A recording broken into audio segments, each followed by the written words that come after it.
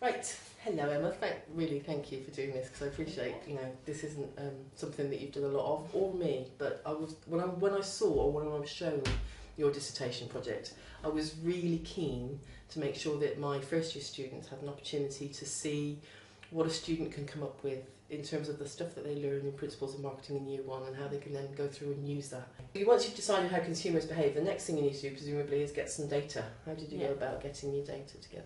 So I started off by designing a questionnaire. I collected the data over my placement year on the Maybank holiday.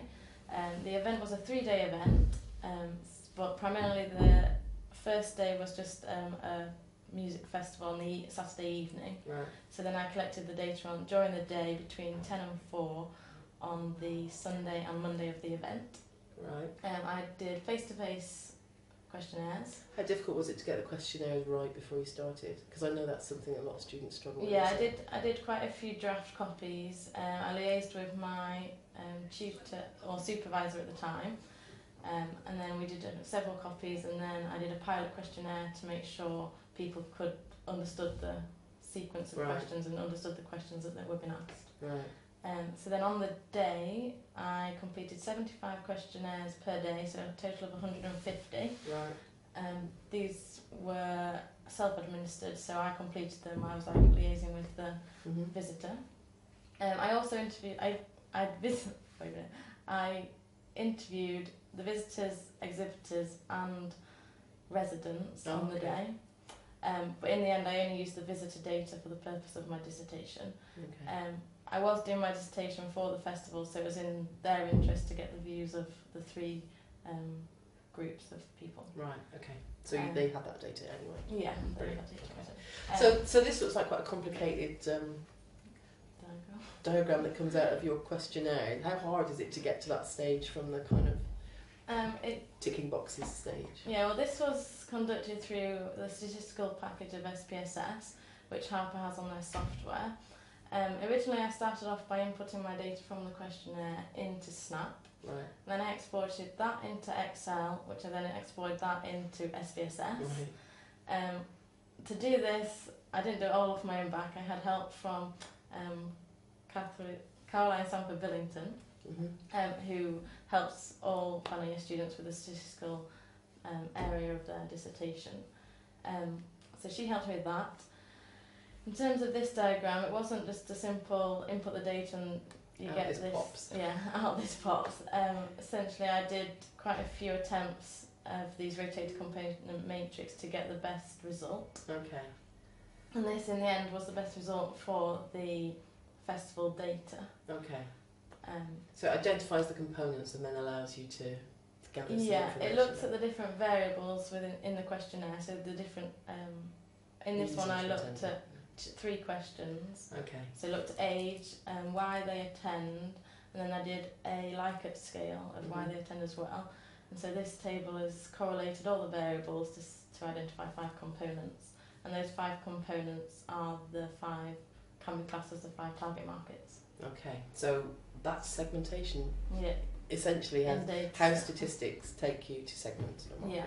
And that's brilliant and really quite clever, and much more interesting, I think, for us as business students who normally just sit there and go, right, the car market segment, okay, families, okay. We can make guesses, but what you're saying is you built data to come up with segmentation. Brilliant. In terms of this rotated component matrix, this was a factor analysis. I then went on to do a cluster analysis, which looks at the individuals and correlates their responses. And I produced this dendrogram, which is quite a colourful graph. And confusing graph to people that don't understand it. Okay, so explain it to us so we do. So basically, along the bottom, you've got the respondents, so their questionnaires, which I numbered from 1 to 202. Alright, so each of those is a person. Yeah, each of those is a person and their response.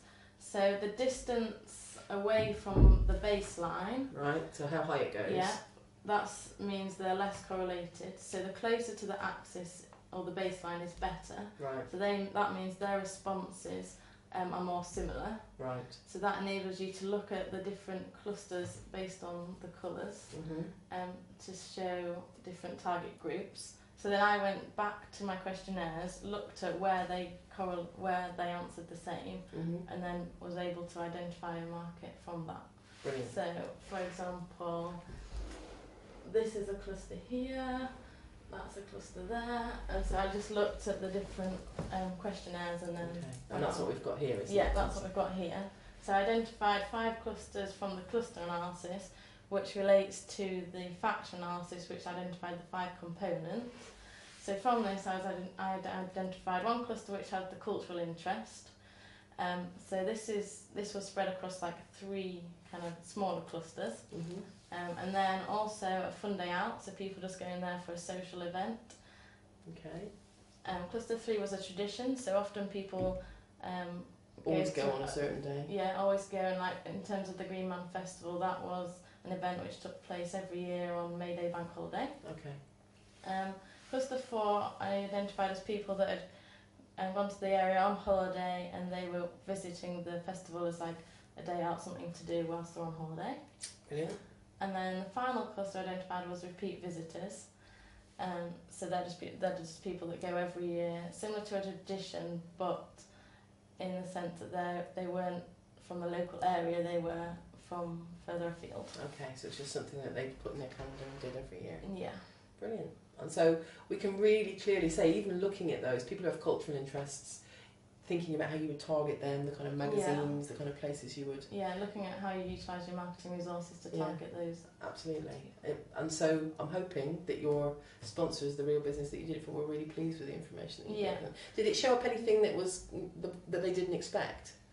Well, they market the event through an agency, which I can't remember off the top of my head now, but they market through an agency and they market in the West Midlands and Wales. Right. But I identified from my research that they don't get any visitors from Wales, so therefore they need to start utilising the resources in areas where they do receive them, so they either need to stop marketing in Wales or provide more targeted marketing in Wales to make it more effective to attract to find either, to create some new report visitors or create traditions or and that's essentially what using your marketing budget is about, isn't it? And so that's why this, I think, is what I believe is a really important little piece of work, because it helps a small organisation, relatively in the great scheme of things, to identify what they should and shouldn't be doing using statistics. So, brilliant. Thank you. Thank you for doing that and for sharing with us. Okay.